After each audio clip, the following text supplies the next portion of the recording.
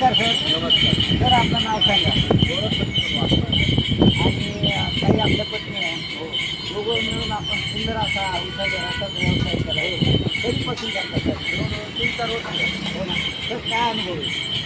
काय आता ते चालतंय पोटासाठी पोटासाठी करावं करता. पण इतरांना काय सांगशाल तुम्ही आजच्या याच्यामध्ये वेगवेगळे पेय पण त्यामध्ये उसाचा असा सुंदर रस आहे त्याच्याविषयी तुम्ही काय सांगशाल? जसं आपण क्वालिटी दिली तर कस्टमर येणार ना आपल्याकडे. नाही परंतु हे तर प्युअर पेय आहे हो, हेच पिलं पाहिजे. तुम्हाला काय वाटतं? नाही हे लाकडी आहे का नाही? नॅशनल एक तर हे लाकडी आहे, दुसरं गोष्ट म्हणजे नॅचरल आहे ऊस. हा, आहे का हा, नाही? ऊस हा डायरेक्ट नॅचरल आहे, कुठलंही केमिकल नाही, काही नाही. तर हे शेतकऱ्याकडून आलेलं आहे, त्याचं शेतकऱ्याला 4 पैसे मिळतात, तुम्हाला 2 पैसे मिळतात. हो, आणि बरोबर. रोजगार चालतो. बरोबर. आणि आज आपण विदेशी पेय पितो, आहे का नाही? जे भारतीय उपलब्ध असताना आपण ते पित नाही. तर आजच्या काळाची गरज आहे, तरुणांनी सुद्धा याच्याकडे वळलं पाहिजे. नाही बरोबर आहे. बरोबर आहे का नाही? बरोबर आहे. तर तुम्ही हे सुंदर असा व्यवसाय करताय. दोघे जण म्हणजे पती पत्नी तुमच्या दोघांचे खूप अभिनंदन. कारण या काळामध्ये तुम्ही व्यवसाय करून कमवताय, आहे का नाही? कष्ट करून कमवताय तुमच्या ह्याच्यात. आणि हा तुमचा आता उन्हाळ्यापुरता असेल ना, बाकी काय करता सर तुम्ही? काय नाही जे आलं ते मोल बघ आपला गाडी धंदा आहे. हो ना. छोटं मोठं जे जमल ते आलं सांगशाल. आज तरुण हातबल झालाय, काही करायची इच्छा नाही, तुम्ही कष्ट करून जीवन जगताय आणि तुम्ही एक वेगळा व्यवसाय करताय.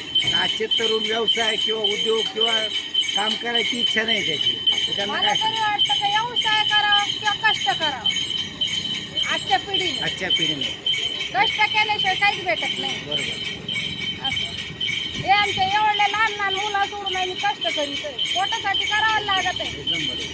असं म्हणजे ताईंनी बघा 3-4 वर्षापासून या व्यवसायात त्यांनी त्या उतरल्या आहे आणि आज पतिराजांच्या सोबत त्यांच्या खांद्याला खांदा लावून आज त्यांना मदत करताय. खरंच अभिनंदनीय काम आहे. कारण आज महिला बाहेर येत नाही, आहे का नाही?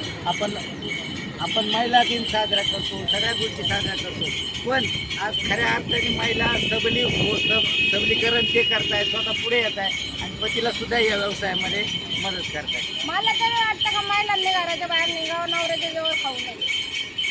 वा वा वा, काय बोलला तुम्ही? नवऱ्याच्या जवळ खाऊ नये. आज नवरा कधी सापाने उलटा होता का तू घरात बसली, कधी म्हणू शकतो. मला तरी वाटतं का बाईने घराच्या बाहेर निघावं. खूप छान असा संदेश तुम्ही दिलाय. कारण की मी माझ्या स्वतःच्या कष्टावर मी आज काय करीते. नवऱ्याचं तर आहेच कष्ट, दोघांची आमची सहमती आहे, कष्ट तर पुढे चालतंय. पण माझं वैयक्तिक मी ज्यावेळेस कष्ट लागले ना, त्यावेळेस मला वाटतं का मी कष्ट करते ना, माझ्या जीवावर मी जगते. मला तरी वाटतं तो जो आनंद आहे तो काही वेगळाच आहे. हा, स्वतःचा आनंद वेगळाच आनंद आहे ना. कष्ट करण्यापेक्षा लोकांच्या जेव्हा बसून खाण्यापेक्षा त्याच्यात लय म्हणजे लय वाटतं. बघा आपल्याला ताईने खूप सुंदर बघा, माझ्या मिस्टरांचं ऑपरेशन झालंय. त्या ऑपरेशनला एवढा खर्च लागल्याच्या नंतर सुद्धा ते उभे त्यांचे म्हणजे लय दिवस नाही झाले. लय माझ्या अंदाजे 15-1 दिवस झाले तरी त्यांचे ते पण मला साथ देते, मी पण त्यांना देते. दोघांचं आमचं चालू व्यवस्थित. कारण संसार हा 2 चाकावर चालतो, नाही का ताई? तर तुम्ही खरंच त्यांनाही साथ देत आहे. दोघांना पुन्हा एकदा अभिनंदन, धन्यवाद. खूप सुंदर. आमच्या यूट्यूब चॅनलतर्फे तुम्हाला दोघांनाही खूप खूप शुभेच्छा.